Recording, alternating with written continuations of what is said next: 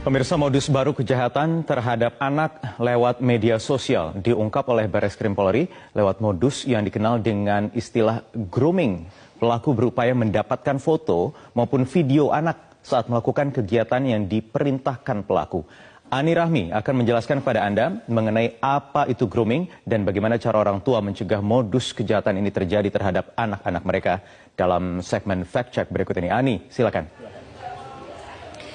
Poyo dan juga pemirsa, ada 1.300 foto dan video anak tanpa busana yang ditemukan Bareskrim Polri dari pelaku, yaitu TR. Ada 50 anak yang sudah teridentifikasi dan inilah modus kejahatan seksual baru terhadap anak, yaitu grooming. Kita lihat modus operandi yang berhasil diungkap oleh Bareskrim Polri berdasarkan laporan dari KPAI. Yang pertama adalah pelaku memalsukan akun media sosial seorang guru perempuan. Dalam kasus ini media sosialnya adalah Instagram. Nah, foto guru perempuan diambil lalu pelaku membuat akun baru dengan mengatasnamakan guru tersebut. Pelaku juga melakukan profiling terhadap sang guru dan follower Instagram dari guru tersebut, khususnya anak-anak. Lalu akun Instagram anak di-follow satu persatu oleh akun palsu. Nah, lewat akun palsu berkedok guru perempuan ini pula, pelaku kemudian melakukan kontak dengan sejumlah anak. Tahapan modus yang paling krusial adalah yang kedua, yaitu grooming, yaitu pelaku berupaya untuk membangun hubungan, mendapatkan kepercayaan dan ada hubungan emosional dengan anak, serta berusaha meyakinkan mereka. Tujuannya adalah agar bisa memanipulasi, mengeksploitasi, dan melecehkan. Dalam proses grooming ini pula, pelaku menggunakan banyak sekali taktik. Mulai dari berpura-pura menjadi kawan sebaya, memberikan hadiah, memberikan perhatian, nasihat. Pelaku juga mengeluarkan ancaman jika korban tidak menuruti keinginan pelaku. Nah, kemudian pelaku meminta korban untuk berfoto atau merekam video dalam melakukan tindakan-tindakan yang cabul. Foto dan video itu awalnya dikirim melalui pesan privat di medsos atau direct message. Tapi kemudian pelaku berkembang meminta nomor WhatsApp korban. Kemudian begitu mendapatkan nomor WhatsApp korban, maka hubungannya lebih pribadi lagi, di mana foto dan juga video yang direkam ini dikirimkan via WhatsApp, tidak lagi lewat media sosial. Nah, kita lihat siapa saja yang bisa menjadi groomer atau pelaku. Siapa saja bisa menjadi groomer. Bisa orang asing dengan menggunakan akun palsu seperti yang ditemukan oleh Bareskrim Polri, bisa juga bagian dari keluarga. Sementara peran yang bisa dilakukan adalah bisa sebagai mentor, kekasih, sebagai figur idola. Nah, yang menarik adalah yang diungkap oleh Bareskrim Polri ini, pelaku adalah orang asing dengan menggunakan akun palsu. Siapa dia? Dia adalah seorang narapidana laki-laki di Surabaya, berusia 25 tahun, dan pelaku sendiri divonis 7 tahun 6 bulan penjara karena mencabuli tetangganya yang merupakan anak di bawah umur.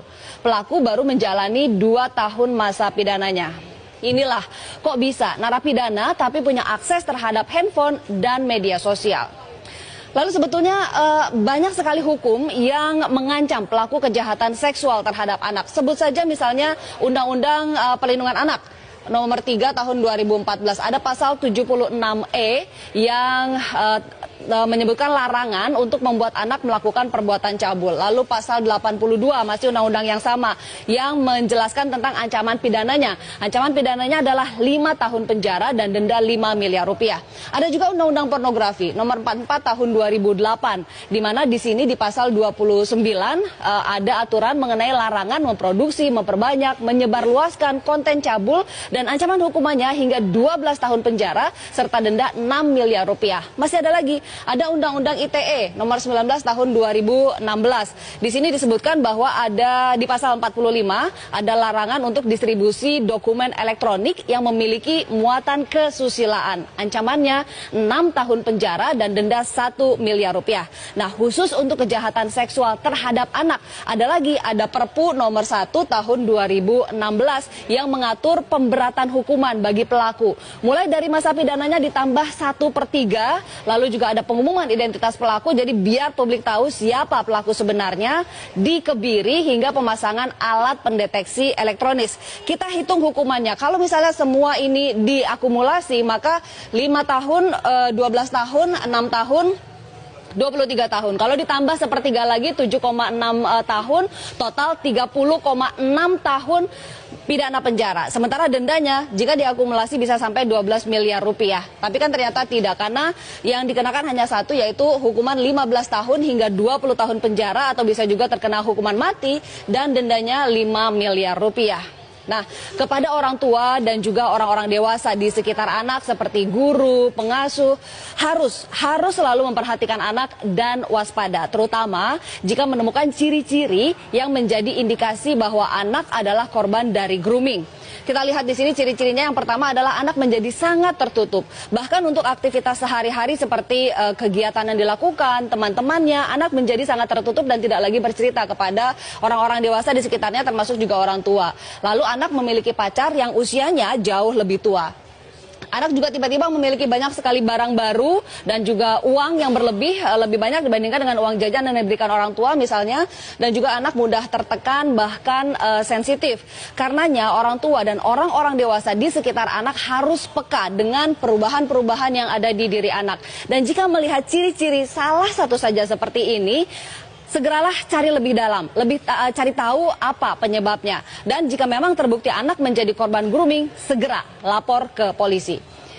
Berikutnya adalah orang tua juga bisa melakukan peran lebih. Yang pertama ada komunikasi, komitmen, dan supervisi. Komunikasi ini tentang apa saja? Penggunaan gadget, media sosial, keseharian anak, teman-teman anak, apa saja. Buka dan jaga jalur komunikasi dengan anak. Termasuk tentu saja tentang keamanan bermedia sosial. Pastikan anak tahu informasi apa saja yang boleh disebarkan dan apa yang tidak boleh disebarkan. Lalu juga buat kesepakatan, ini terkait masalah komitmen mengenai penggunaan gadget. Misalnya, berapa lama anak bisa main gadget, kapan dan di mana boleh main gadget. Lalu misalnya ada komitmen dengan kesepakatan ini, baik dari orang tua maupun dari diri anak sendiri. Nah, dari orang tua juga harus memberikan teladan dan komit tidak menggunakan gadget di waktu-waktu yang disepakati. Jangan sampai anaknya dilarang tapi orang tuanya pakai gadget, itu kan tidak memberikan teladan. Yang berikutnya adalah supervisi, artinya orang tua dan orang-orang dewasa di sekitar anak harus mengawasi aktivitas anak di dunia maya. Konten yang dilihat anak apa, game yang dimainkan anak harus tahu, media sosial yang diikuti, aktivitas dan jaringan pertemanannya juga harus dalam pengawasan. Nah, untuk penyedia platform media sosial juga sebetulnya harus punya peran dalam upaya perlindungan anak. Harus ada aturan yang mengikat dan juga komitmen yang tegas. Misalnya, anak tidak boleh bermedia sosial jika memang usianya di bawah 17 tahun dan harus ketat di situ. Juga harus memperketat sistem pengamanan terhadap duplikasi akun.